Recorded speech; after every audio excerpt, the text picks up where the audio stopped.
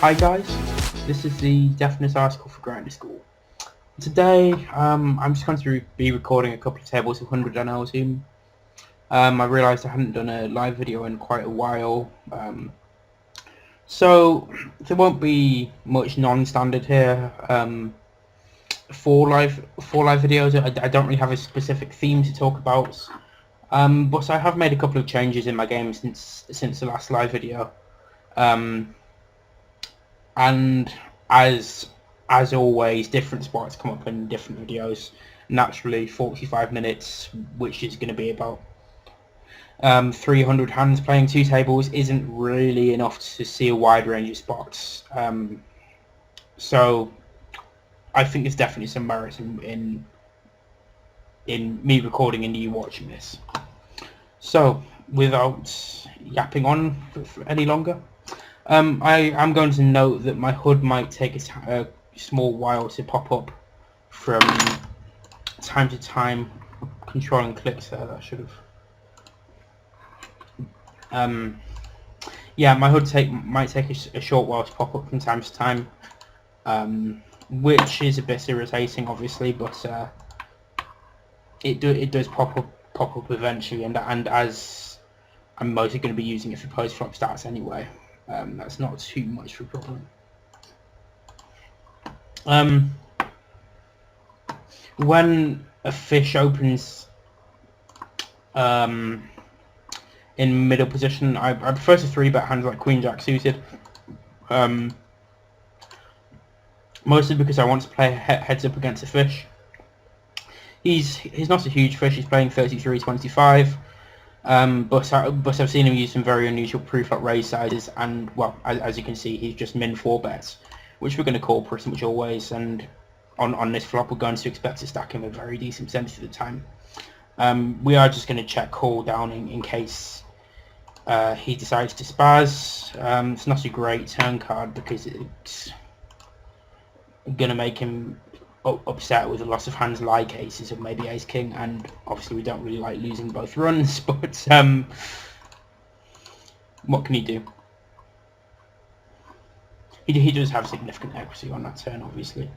Any king, any whatever the second board card was, the bottom board card was,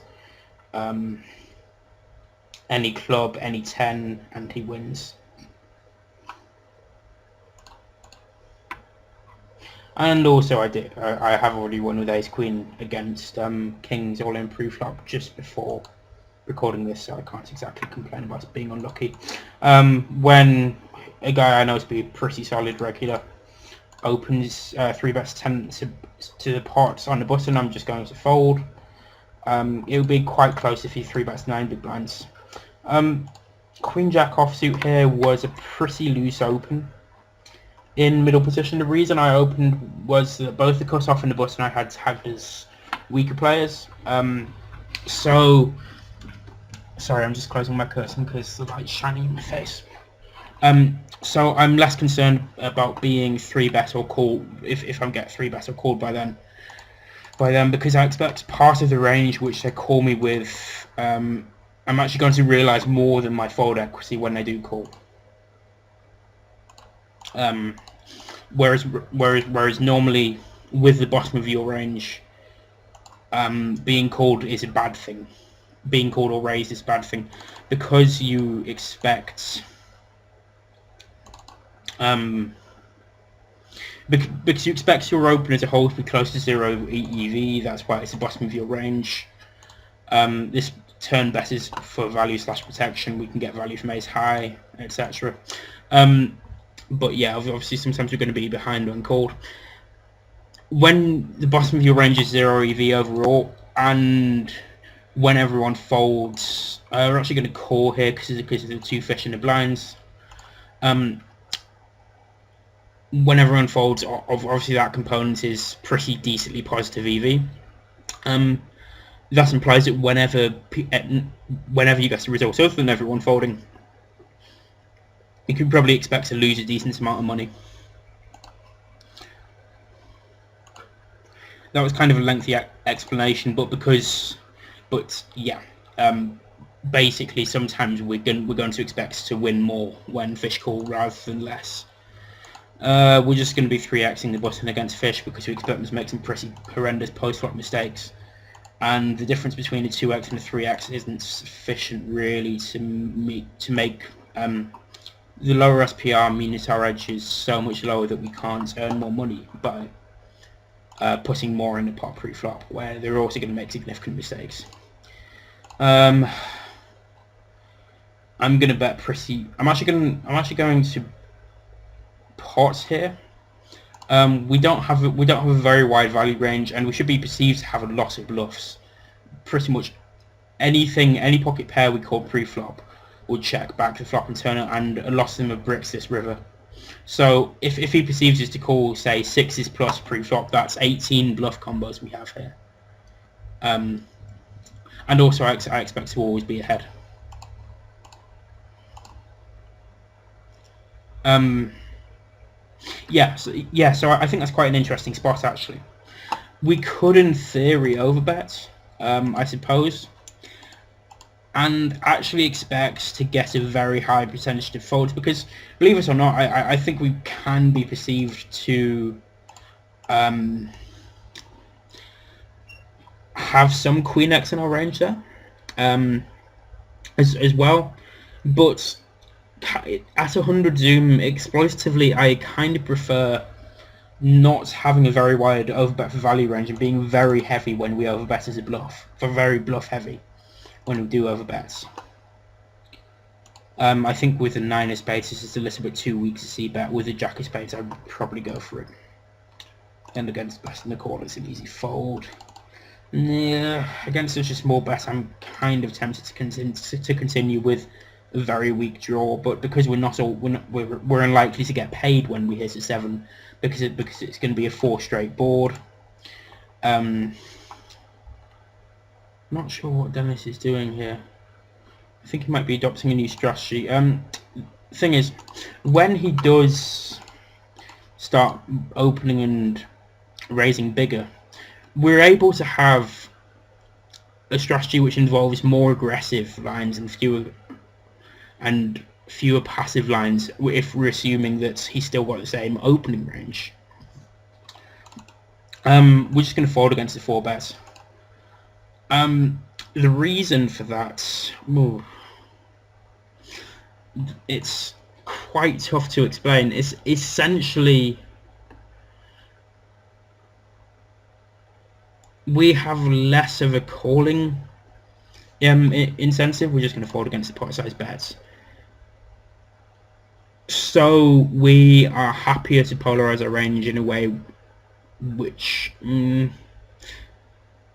not explaining this at all well. That was a completely rubbish explanation. I'll have a think about it and get back to you guys.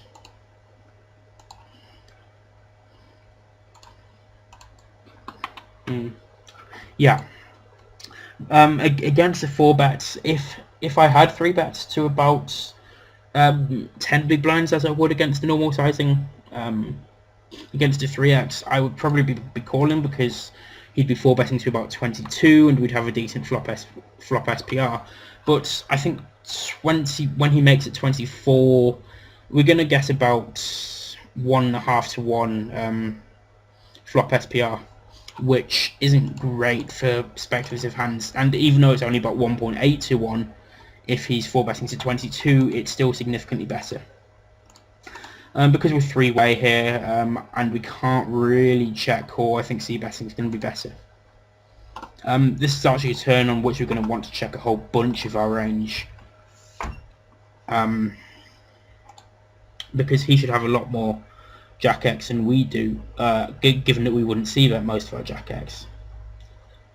On this river, I think we need to bet. Especially considering he often 3 bets pre, and he probably doesn't check back King's 10 on the turn, or a flush draw on the turn often. So we're just going to hope to get called and have him thinking that we have 9-10 suited, 10-8 suited, that type of hand. And yeah, I think when he does take that line, he actually has King Queen very often, or possibly Queen 10 suited.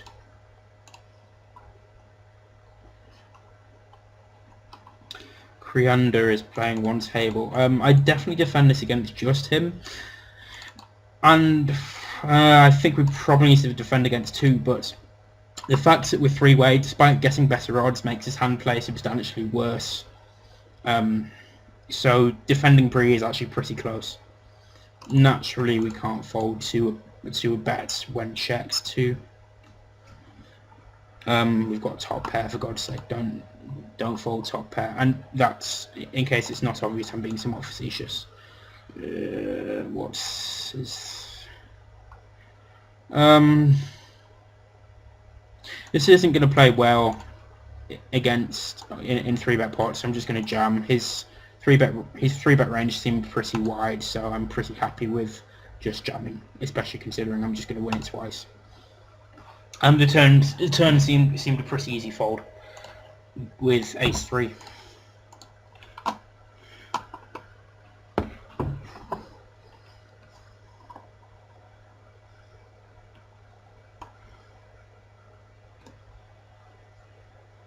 So again, we're going to be 3xing our range on the button because of the fish in the big blind. I'm not sure if that's something that I've only started doing since my last video, but I've had to think about it, and I think it makes sense. Queen 4 suited, I think, is outside the optimal, so to speak, opening range in the small blind, but I expect reggish and unknowns at 100 to overfold in that spot, so I think we can have a wider default opening range to exploit the population. Jack Lou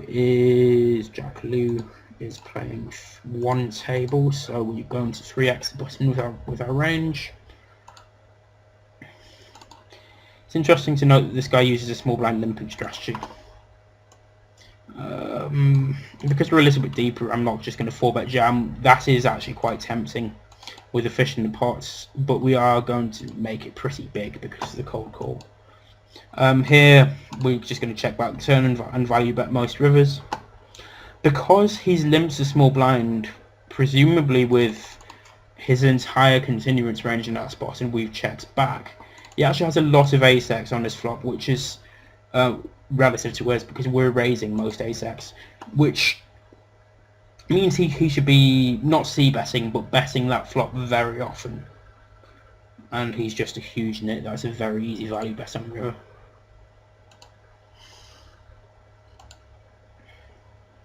I think c-betting that flop has some merit. Clearly the turn's just going to be a bet and then jam the river. I'm not particularly concerned about us having ace-king a lot here, because a lot of our 4-betting range in this particular situation is going to be things like suited gappers. Although we want to call those sometimes, we're probably going to want to 4-bet them as well. So in terms of balance, we're fine. And also when there's a fish in the pot, we just need to be we just don't need to be anything like as concerned with balance anyway. 8-4 suited is just going to be a defend 100% of the time against a small blind 2.5x, and naturally when he checks a flop, we're just going to go for 3 streets of value. Outside of a spade run out, which is pretty much the worst possible situation for us. Ace-8, obviously we're not going for 3 streets either, but on nearly any run out we're going for 3 streets.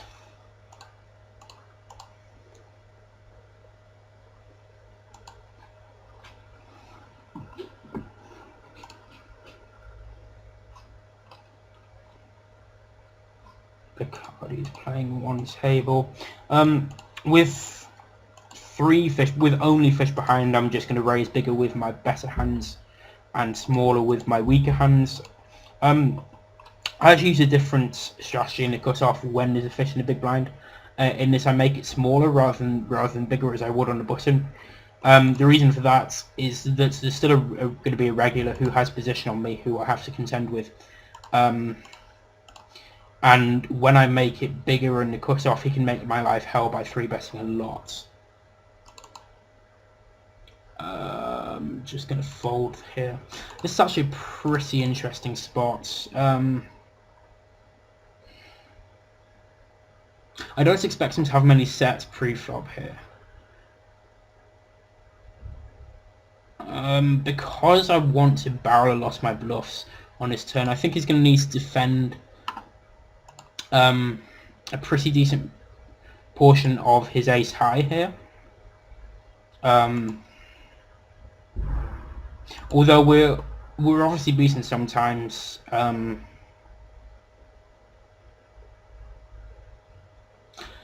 I think we get value from draws and ace high type hands often enough to call it a value bet, and also we get some very helpful protection on that turn, as well as giving ourselves a wider value range on a board on which you're probably going to want to double barrel nearly all of our flop c-bet range. I think he played the hand perfectly, by the way, with ace king of diamonds.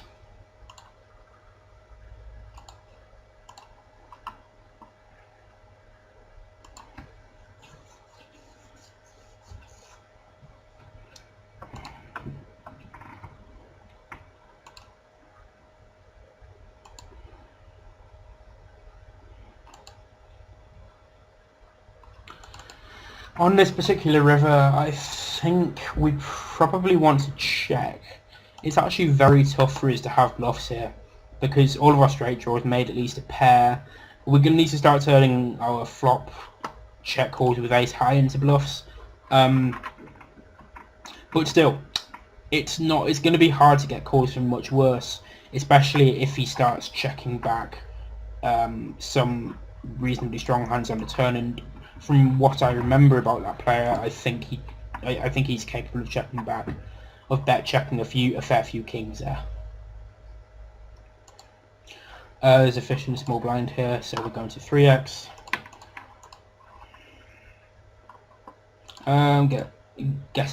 See a defend in the big blind, and we're going to make it pretty small here. We're going to make our c-bet pretty small here because it's not going to be a board on which it's tough for him to defend. So we're going to want to bet small with close to our whole range. The turn is an overcard, but it's not really one that hits his range very hard, so we're going to continue barreling, and we're going to make it pretty big. We expect him to have a decent sized flop check raise range here.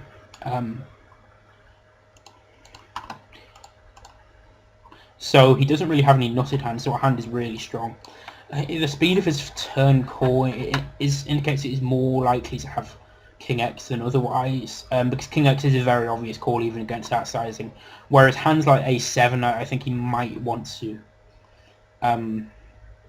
consider a bit. So for that reason, I think that removes any chance for basically of his value betting, which might not be the case anyway.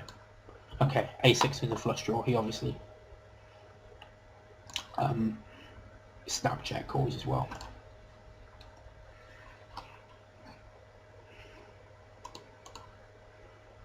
But yeah, I do think A7 is a very clear call, even against that sizing, but he might have to. He's more likely to have to stop to think about it for a second. I'm going to call here to keep the fish in. It's a very easy call against a 10 big blind jam though, especially considering we're going to hit a full house. I'll just see betting small because we expect the fish to have an inelastic range, and so we don't really need to make it bigger. This is a board on which we would like to go pretty small anyway, but we'd probably go a little bit bigger than 55% of the pot. When this player calls in a small blind, that excludes a lot of hands like ace king through ace jack from his range, so he could possibly have ace 10. So despite the fact that ace 9 isn't a particularly strong ace on that board, we're actually going to go for 2, possibly 3 streets depending on the run out. I actually want to wait for my HUD to load for a bit, but my instinct against this dark size is to 3-bet and get it in, especially when it's a fish. I must have tagged him based on a different database or something he did. But yeah, we can't fold for 28 big blinds overall. We definitely don't want to allow the big blind to come along cheap with this type of hand, and we expect him to overplay his range, especially considering he is so short stacked. In general, when fish are short stacks, they've got there because they've lost a decent amount of money. So they actually tend to be tilted and do some very daft plays pretty often. I think 6-4 suited is kind of close. I'm not exactly sure why, but Poker Snowy, you might have heard of it. It's a bot which claims to play something which approximates to GCO, but it doesn't really. It's not fantastic. But anyway, Poker Snowy has a polarized raising range in the big blind here, so it raises maybe the top 20%, and then some trash. So it wouldn't raise his hand, but I think against anyone who's just not in team no bluff, our hand is just too strong to fold here. Though he has a 10 pretty often, I think not betting a king there is absolute blasphemy. It's very close as to whether we can value bet this. It's kind of tough to see what we get called by, but I just don't see how he can ever have a better hand. With that said, we don't actually have many hands which want to bluff here. Considering we don't have really ace-2 to ace-9 suited pre-flop. So we'd have to start turning hands like, what's the lowest pocket pair we have pre-flop? Maybe pocket 6s, given efficient blinds, into bluffs to have any bluffs here. So he simply can't call with ace-high. We're basically looking for calls from maybe ace-10, maybe jacks. The only reason we can bet at all is that we expect him to never have his beat there. Because he simply isn't going to see bet hands like ace queen and queen jack, and he's not going to check twice with after betting the flop with a king. And the flop call here is probably close to the bottom of our range, considering how poorly this hand is going to play on a variety of turns and rivers. But I think it's still just about within the range that we need to call, even on this Westford board. We could consider betting this river. I think check decide. We might want to check raise as a bluff is a better option. Because we definitely have too many bluffs just to bet that as a bluff straight up. But it does play very well as a bluff.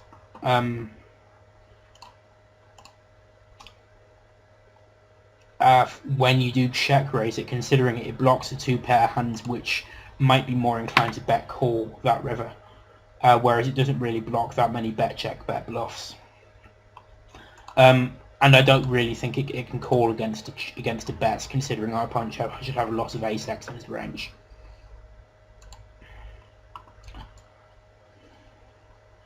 I mean, kings is just a very clear 3 bets. I made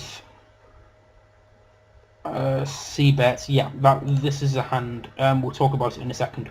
We're going to c-bet very small here because it's tough for our opponent to hit this board with his range, and then because we expect him to adjust and call very often, we're actually going to bomb this turn to polarize our range and expect him to fold often. Especially considering none of the obvious draws got there. And this river we're just going to jam. We're opening as wide as queen 10 suited because everyone behind us is either unknown or a marks fish. Yeah. This is also the line we take as a bluff, and he calls his ace queen. Nothing he can do with it about ace queen there. He played fine. Right. Did I actually close the replay? That's a pity. But we had ace jack. We'd 3-bet ace jack pre-flop against the cutoff, very standard, and we flop the nut gut shots on a rainbow board. I think check calling is a decent option here, purely because we do have a very decent amount of showdown value with a nut no pair. Jack 7 off is probably a little loose here actually. We do have a decent amount of showdown value with a nut no pair, and it's nice to have an uncapped range on certain turns and rivers. The reason why I don't think the latter argument is very strong is it's literally only a 10 that helps, and we're still going to be check calling hands, some hands which do hit ace turns and rivers, especially ace queen, of which we should have 12 combos pre-flop.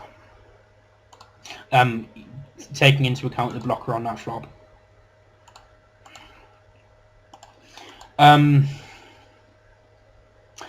The other reason it is, I think that in general people overfold to c-bets at 100-0. Not ridiculously, you're not going to get regs folding 65% to c-bets as you might at 10-0.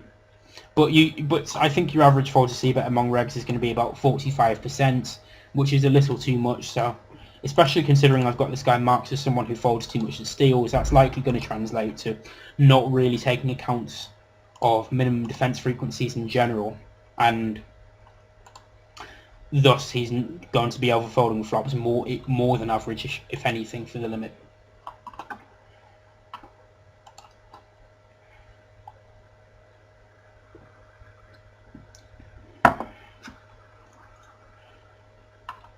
Again, we're going to be 3-betting to play this pot heads up, especially considering I think his regular is really good. He's got unconventional stats, and I think he's exploitable in some ways.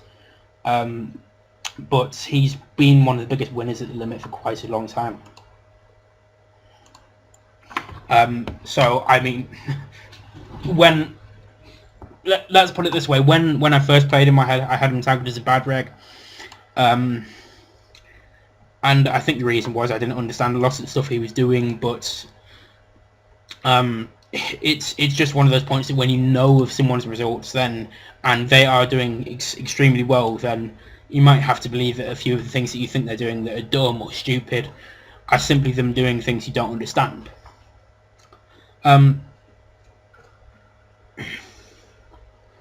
I have done a bit of analysis on his game while actually in quite some detail, but I'm not going to go into that now. A, because I think it would significantly hurt my bottom line against him in particular if he ever sees this video, and it's not going to really help you guys. And B, I don't think it's fair to him that I expose some of what I believe are his, in particular's leaks in quite detailed areas against the pot size bet. Which is a very odd sizing. I think this is just a very clear fold.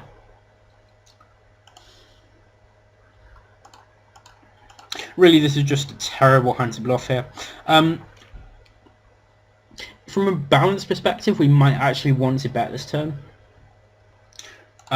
Because we're going to have some hands we want to bet for value here, especially if we have a check back range on the flop. We're obviously going to want to bet pocket jacks without a hugely wide range, but we also have simply no bluffs on this turn.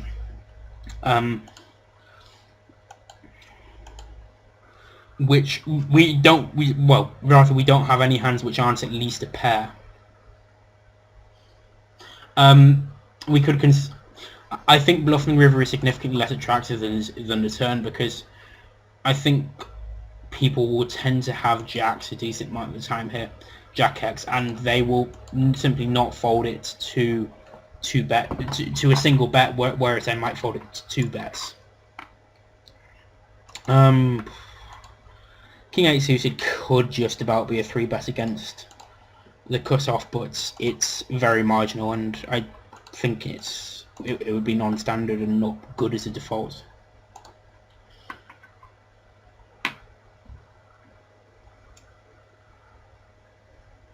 Again, fishing the big blind, we're going to 3x our range on the bottom.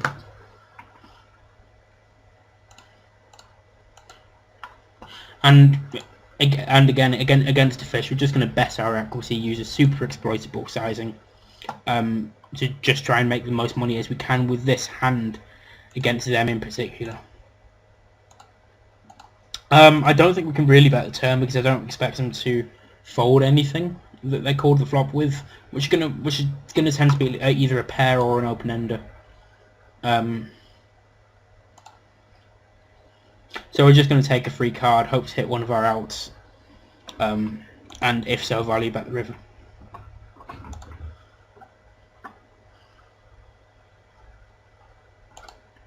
We're not even considering calling the river there, because on a Jack 10-9 board, when they do call pre-flop, a lot of their straight draws, which would be the hands that they'd normally want to bluff with, are actually going to be flopping a pair and a straight draw. So they're going to be hands like Queen 10 or 9-8 suited, and obviously ace king high doesn't beat that anyway. We're 3-betting twice like this fish. If we 4-bet jams, we can't call naturally, but yep, he probably has a small overpair when he does that. But it's we get to play heads up against him on the flop much more often, and we expect him to make a decent number of mistakes post flop. So I think the advantage of playing heads up is going to outweigh the small number of times that he's just gonna 4-bet jam. We're going to make an exploitative c-bet here. Well, actually, it's pretty close between exploitative and standard. Considering we have overcards to a lot of his flop calling range, I have no idea why he has a raising range there. I mean, this is a very clear fold, but I'm just wondering what he's doing. I'm just going to fold and not think about it too much. Against the fish, whose size is small on this flop, we're going to check raise. It's definitely out of a standard range, out of a good range, out of a balanced range. But when a fish does bet that size on a board that wet, we're going to assume that because they'd want to bet big to protect their hand. Well, I think that's the way fish think on a board that wet in general. Here we're going to just call rather than actually against a small blind we're going to 4-bet, because he's probably 3-betting depolarized and about 12 to 16% in that spot. We can't fold against a jam, unfortunately, and this is a terrible board. Yeah, because he's probably 3-betting depolarized and between 12 and 16% in that spot. He needs to have a decent sized range for calling 4-bets, which is, well, it's pretty good for us in terms of our whole range, not just our hand, for when he does call a 4-bet out of position. It's, well, as in it's better than him 5-bet jamming. As we've said with regards to opening, we expect the bottom of our range to be close to 0 EV, which implies that when our opponent continues, it's going to be minus EV. But yeah, where was I? So given those positions, we're more likely to be ahead of a continuance range than we would otherwise. I think this is a guy who called a 3-bet then donk jammed, so we're just going to c-bet really small, expecting his checking range to be decently weak. Queen 9 suited I think is a fine 3-bet. I'm sort of doing it for fun. I don't expect multiple barrels to have much of an effect on this player type, and against this size 4-bet in position, I think we pretty much have to call with hands which play well post flop.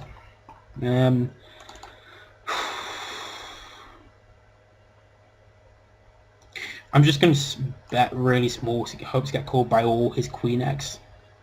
Of course he has Ace X sometimes, but I'm hoping it's not too often. If he jams this turn, that's actually going to be really awkward. Right, I'm pretty convinced that he actually has an overpair now. Or maybe just a double barrel bluff, but with so much equity we can't fold the turn. And now we're just hoping he doesn't have kings or jacks. Dear. Yeah, I don't feel great about that. But I mean, I think we played the hand fine, but I know how much it sucks to be in his position. We called a 3-bet pre because it was a ridiculously small size. With a backdoor flush draw, I'd definitely be peeling this flop. Without one, I don't think I can really.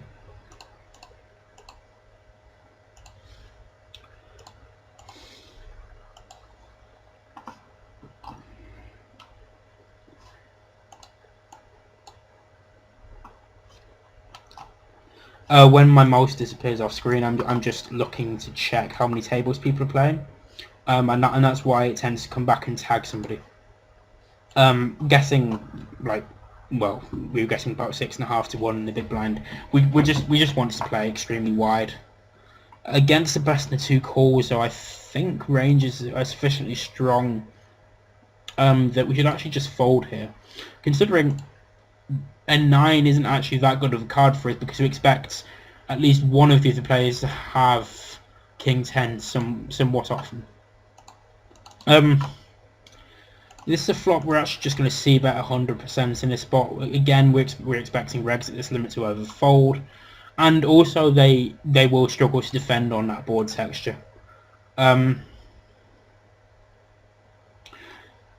I think some regs, though not all, are also realizing that when players check on that board texture, they tend to have very weak ranges, which tend to be weak pairs and ace high, pretty much exclusively.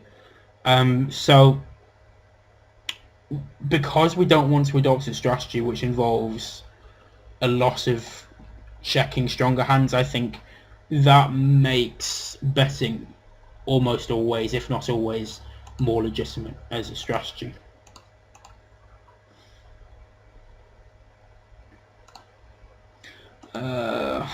What's that? 12 minus 56, 11, 40. Okay, yes, sorry, just working out my 3-bet size. Min donks are often very, very weak. So we're going to raise pretty much anything reasonable. Oh, I didn't realise we were deep. I should have made that bigger.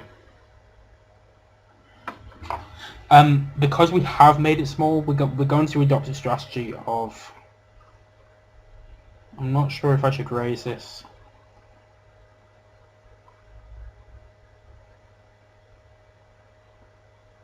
Oof.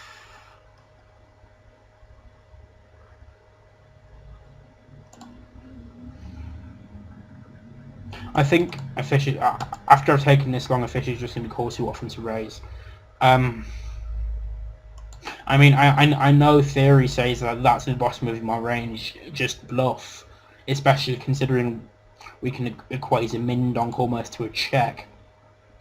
Although apparently the best bots can't. I'm not sure if you guys have been following the heads up challenge between Claudico and a lot of the very good heads up no limit regs.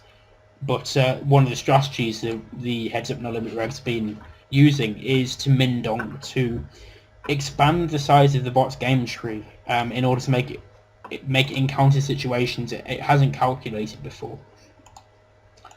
If that doesn't make sense, you don't worry. It's basically game theory.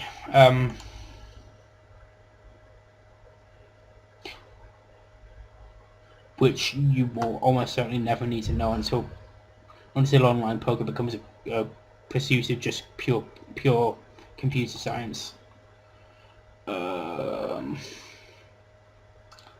Ace 3 suited I think can be a call here sometimes, but we're going to 3-bet this time.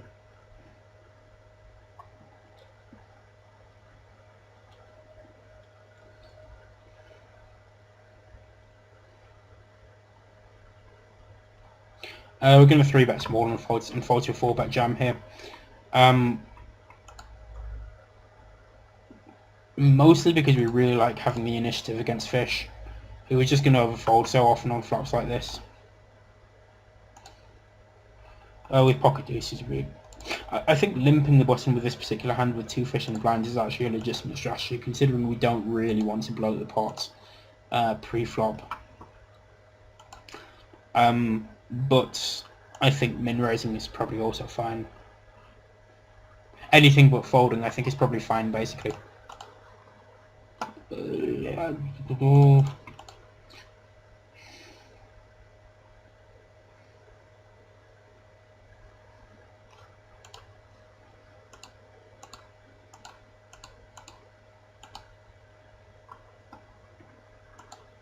Yeah, sorry I'm going silent from time to time. I know I say this in every video, but it's the curse of not playing many tables. On the other hand, if I play too many tables, then I'm just going to be speaking too fast for you to keep up on a pretty regular basis.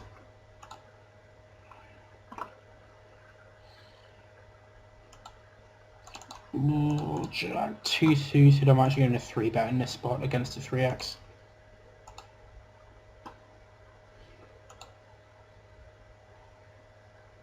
It would be a call against a min raise and a 2.5x. I don't think I can call it against a 3x. We're just going to isolate this player here.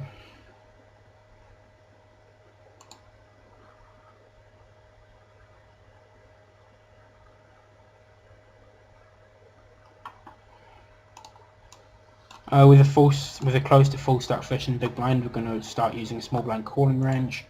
This is obviously a really bad flop for our range, so we're gonna play a strategy which involves overfolding basically. Well, not against that sizing, which I think, considering the strategy we're going to be forced to adopt, so that sizing is actually pretty bad. But it's okay in theory, because there are a lot of hands that you can bet that size of value. This is just a pretty easy fold. When a fish pots it, he has a flush. I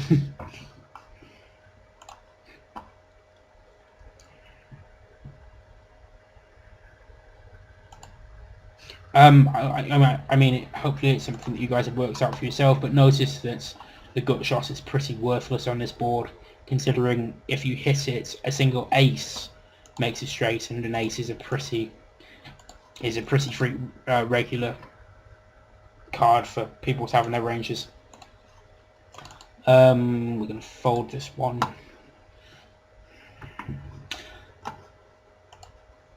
So you're not really going to be able to value bet the straight if you hit it there.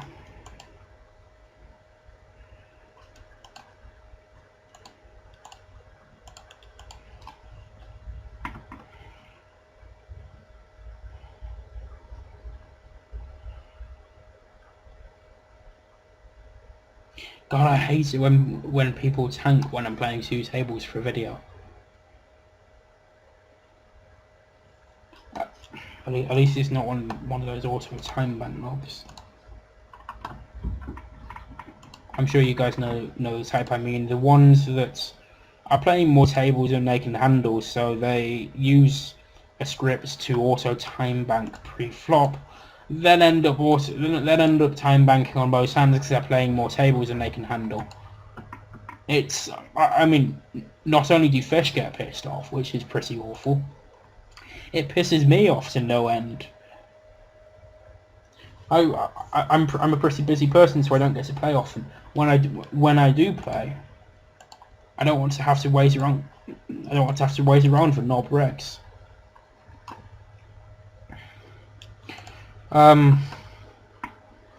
We could consider donking the 7 on the river there. I just think it's probably just a bit too weak to do so. I think the fish is probably going to bet most of his 9x on a flop, but fish's strategies are much more variable than regs. So while we can expect some regs or bets any 9 that's not also a pair on that flop, we can't necessarily be sure of that's a fish.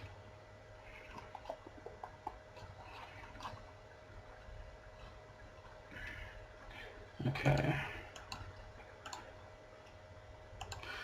Calling is pretty thin here. I think it's just about okay against 2.5x.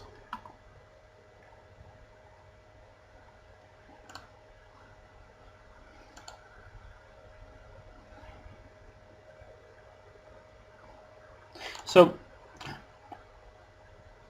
what I thought,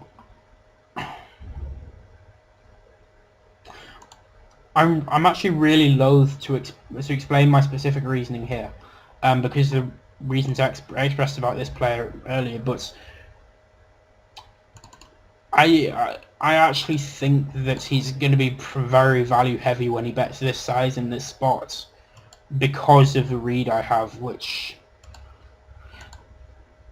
is a very general read about his play, which I don't think many people have.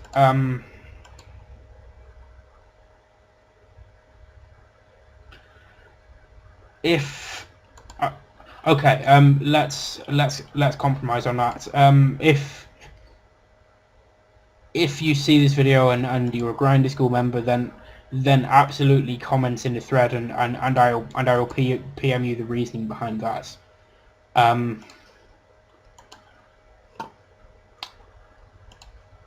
And I think that's pretty much the only player that I would ever not be completely open about my reasoning with.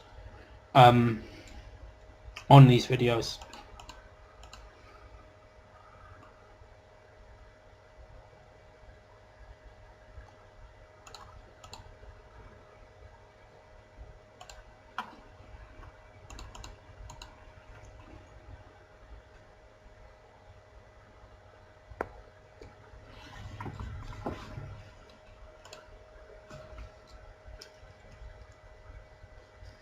Maybe I should bluff that turn. Big blind against button here, actually. I think he has a decent number of ace high for check calling the flop. Some 2x as well. So I don't think Jack 9 is sufficiently weak that we should always be turning it into a bluff. And because we're on the button, we also have a fair few naked Queen X and Jack X as well as clubs. And for that reason, the river's clearly not a bluff. Even though he should probably be bluffing a lot of his ace high himself.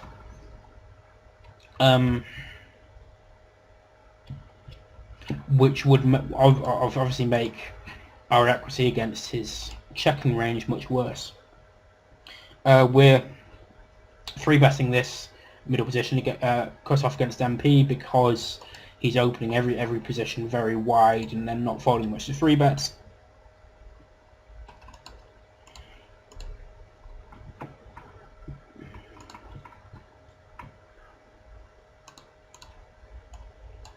I'll do an extra 5 minutes or so because I didn't explain that play in full.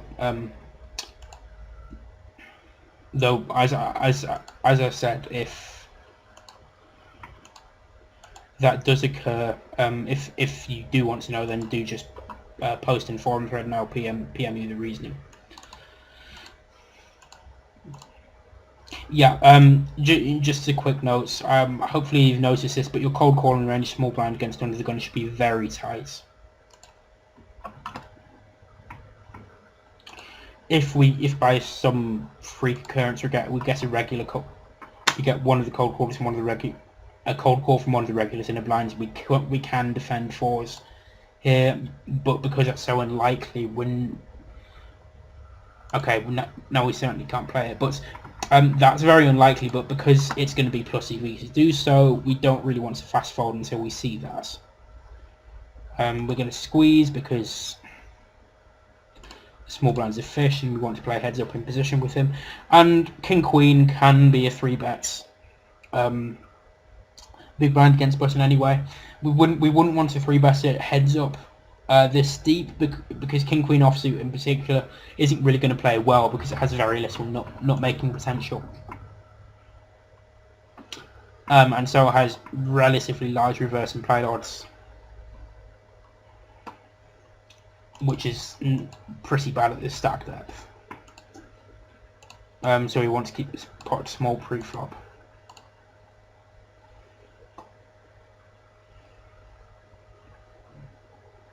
We're waiting for 7-5 offsuit because the big blind here is terrible. He just folds far too much and literally everywhere, and then sometimes decides to have a good spaz. He won lots of money in tournaments, which I guess shows how soft tournaments are. Maybe that's a bit disingenuous. Because there's only one regular behind, we're actually just going to call threes here. But you don't expect to get squeezed often. This player's playing relatively aggressively. I've known him spaz a bit, so I'm going to be very inclined to call this down on blank runouts, and I almost certainly will, considering he should probably be triple barreling hands like Jack 10 and Queen 10 here.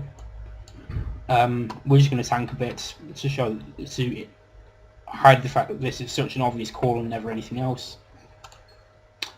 Oh, that's not a good river card because naturally Jack 10 hits it straight, Queen 10 can no longer bluff. But on the other hand, he still has spades, which makes this really close. And possibly hands like King Jack and King 10. I'm actually going to sit out on this table for a second. So we think he's probably going to 3 bets. Let's give him half the combos of Jack 10 pre. He might jam aces and kings on this river, so let's give him about 15 combos overall. Crap, I'm running out of time already. He might also jam king queen. He might choose not to jam spades because they block our folding range. I'm actually going to sit out on this table 2 and look at this hand. So I'm just going to quickly pull up Equilab. It's an interesting spot. If I was only in any position other than the button, I think it's a very clear fold. But because his range is somewhat wider pre-flop, because of our respective positions, I think it's actually possible for him to have some bluffs there. So let's give him what, 6s plus pre-flop, all suited aces, ace 10 offsuits. Let's give him something like... Let's give him something like this pre-flop. Okay, so we're going to discount the hands towards the bottom of the range a bit. The hands he's not going to see bet on this board, 6s, 7s. He might elect to check some of the overpairs. I think he's only going to see bet these offsuit aces with... I'm just going to say when he's got the ace of spades for now, and then add the times he's got the king of spades to ace king.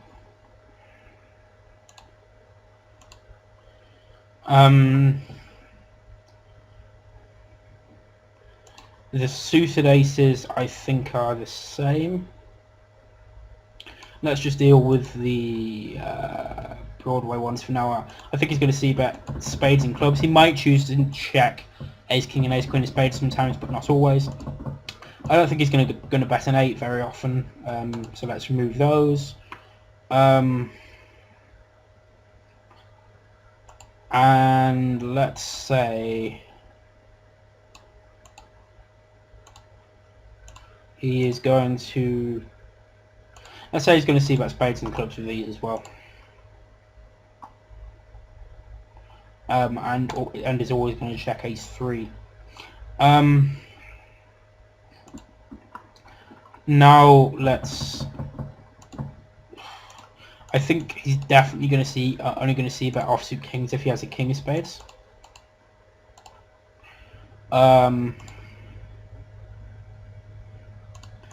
King queen, king jack, king 10. I think he's probably going to see bet with spades or clubs. Queen jack, queen 10, jack 10. I think will always see bets. King 9 suited. I think I'm going to leave in the. I'm going to leave in about half of each 9 because there are definitely some arguments for. So I'm going to include hearts, and I'm also going to add, because I have king 9 of hearts, I'm also going to add diamonds. Whoops, that's gone wrong. I'm going to have not spades, hearts and diamonds. So because I think there are really legitimate reasons for choosing both the stronger 9s and the weaker 9s to use in your checking range on this flop. Basically, with the stronger 9s, you're less vulnerable to your opponent's folding range, which makes a hand a more attractive check, but on the other hand, it's easier to get value against our 9x. 9x used, I think, would always see bets. I'm actually going to remove his combos of aces with a spade. Also, I'm going to remove these 3. That might be a bit overkill, but I also think he's going to check some of these kings through 10s combos with a spade sometimes. I'm only going to give him half the combos Oh crap. I should have done the card removal first. I'm going to give him 2 of the combos of pocket 9s. And King 7 suited. I think he's going to... Let's say he's going to see about spades and clubs. Pretty standard. Okay, so we're going to give him that for now. We're actually going to put in the flop and turn now. So we've actually got that benefit of card removal. And now we're going to look at his range for barreling the turn. Okay, so on the turn I think he's going to stop betting flop backdoor flush draws, but he's going to continue betting anything with a 10 in it. Or a 7 in it. So we're going to look at all these suited hands here. Not ace 9. Not ace 10. Ace 7 is going to continue betting. Should probably have ace 6. He's probably not going to bet. Ace 5 he might choose to bet anyway. Ace 4 and ace deuce I don't think he's going to bet without an actual flush draw. I don't think he's going to bet ace 6. I don't think he's going to bet the weaker 9x. We should have probably actually entered our hand as well to get the card removal from that. I don't think he's going to bet king queen or king jack without... Oh, we've already sorted that out. Offsuit hands, I don't think he's going to bet any of these with... Actually, it's not suit selection. He's just not going to bet any of these because he can't have a backdoor flush draw anymore. I think he's going to continue betting if he chose to bet with a set or 2 pair.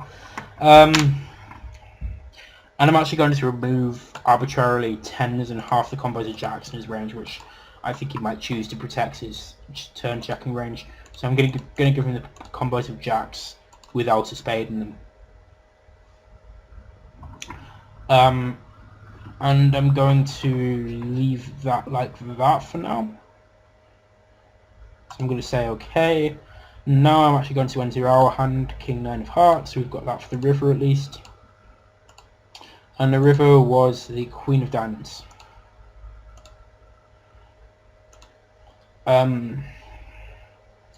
Right, so first... Why is it still showing?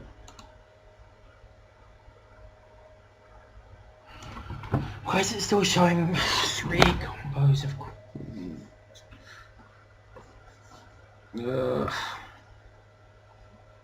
Okay, so I think he's actually almost certainly going to check with Queen 10 and King and Queen Jack. I think he's going to check with the rest of his 9s. Queen Jack, we said he's going to check. I think he's going to jam with any remaining missed draws, except spades for some percentage of the time. So we will actually remove some combos of spades, and that should do for removing spades. I think he's going to jam 2 pair plus all the time. King Queen, I'm not sure if he's going to jam. I'm also not sure if he's going to jam Ace Queen, so I'll let him jam Ace Queen and not King Queen. And I think that looks pretty close to his probable actual... Oh, he's not going to jam Jacks either. I think that looks pretty close to his probable actual jamming range. He's jamming for pots, so we're guessing just under pots. We're guessing just better than 2 to 1. So we need just under 33% equity to call. Okay, it looks like we've made a bad fold there. Maybe I'm overestimating how often he's bluffing, but okay. I'm not sure about that. Intuitively, it feels like I just always I get shown the nuts too often there. But on the other hand, maybe he jams a queen more often, which is I mean, considering he's got he's only got 37 combos in his range. If we just say he's just always going to jam King, Queen, and Queen, Jack, then okay, we're still not there. So yeah, I think that's actually a pretty bad fold. I feel this if possibly if we start getting into the realm of him jamming all the spades removed. I think it was about 8 combos. So we're just going to add 8 combos that we beat to represent hands that we beat, because that's not going to affect anything on the river. Yeah. Oh, I'm saying maybe he jams spades less. Right, that's where I'm going wrong. So let's just move maybe 4 more combos. And all of a sudden we're getting closer. But still, I make mistakes myself pretty often. But this kind of exercise is what you should be doing. Looking at river calls or not calls and seeing whether you should be calling them or not. I think you'll notice here that I think having the 9 blocker is pretty relevant. We block pocket 9s, 9-8 suited, that's good. We're also glad not to have the king of spades, because that blocks more of his bluffs. So, I mean, if we change our hand to... what can we change our hand to that still beats his value hand, but it doesn't really block his bluffs? Ooh, crikey.